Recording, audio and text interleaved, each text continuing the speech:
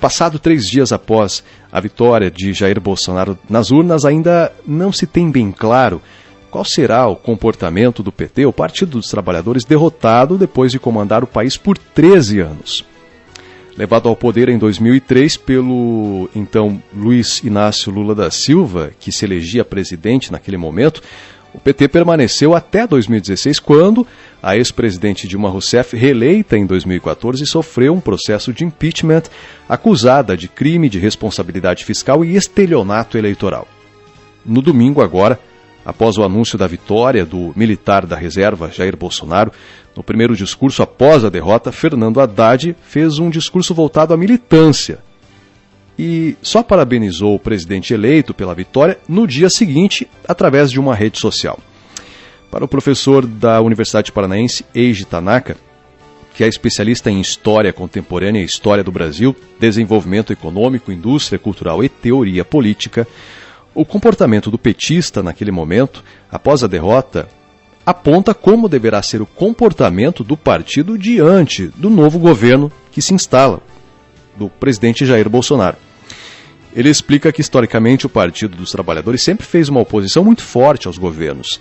E muito embora Fernando Haddad tenha reavaliado e relativizado o mal-estar causado naquele momento, depois parabenizando o presidente eleito nas redes sociais, a atitude aponta possivelmente o comportamento que deverá ser adotado pelo partido com relação ao novo governo. O discurso do Haddad, né, foi muito um discurso óbvio para a militância, né? Um discurso para aqueles que estão do lado dele, né? Já estavam e continuarão ao lado do PT, né, e do próprio Haddad.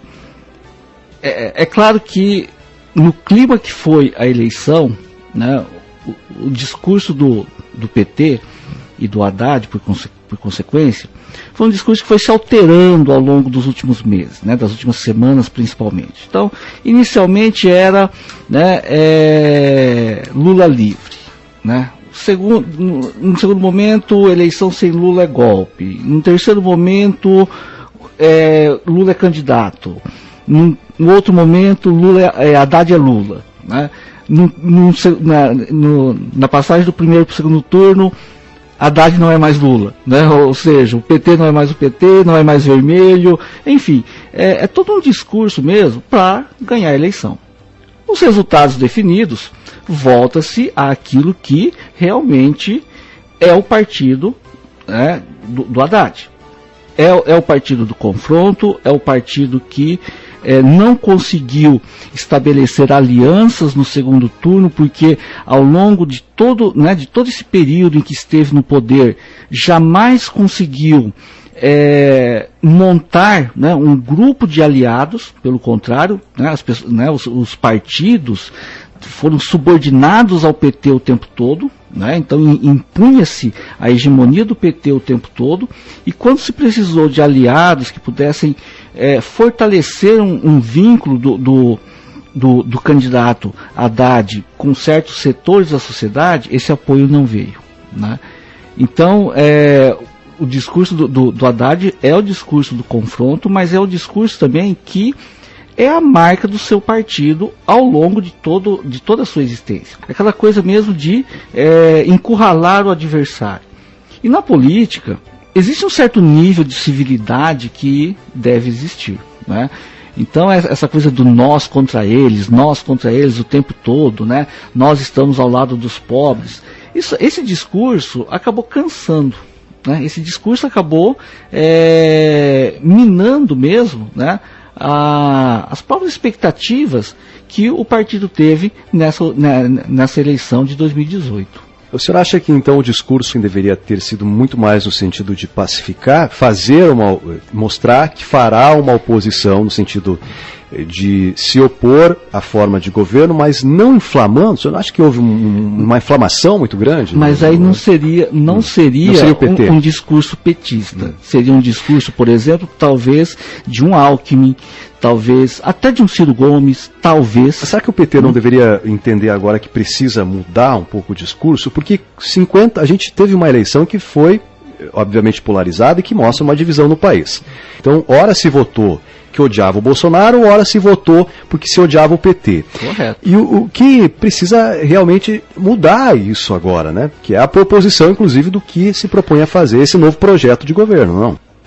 A impressão que se tem é que o PT volta às origens, né, de quando não estava no poder federal, né? Ou seja, é apostar no contra tudo, contra todos, é apostar no quanto pior, melhor, né? É o confronto incessante. Então, essa prática é a prática do PT quando esteve fora do poder federal, né? E é a prática, né, dos seus militantes. Então, o Haddad reflete muito isso.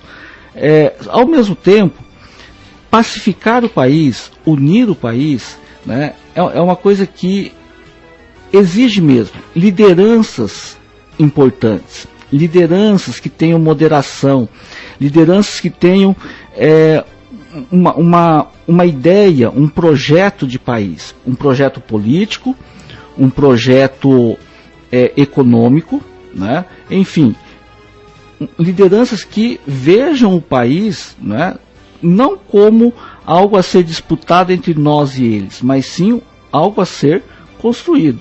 É um clima que só foi se aprofundando e piorando nas relações políticas. Então, realmente, hoje, nós não temos lideranças, talvez, pelo menos de imediato, assim, que possa fazer uma ponte entre os adversários, né? Tancredo Neves falava muito, né, que em política você não tem inimigos, você tem adversários. Só que o que nós vemos hoje é que estamos lidando, né, com grupos que se veem na posição de inimigos, né? E isso é muito ruim para o país, para o sistema político. Bom, amanhã, na terceira e última reportagem desta série, desta entrevista com o professor da Universidade Paranaense de Umuarama, Eiji Tanaka, que é especialista em História Contemporânea, História do Brasil, Desenvolvimento Econômico, Indústria Cultural e Teoria Política, nós vamos saber como ele avalia a governabilidade do presidente eleito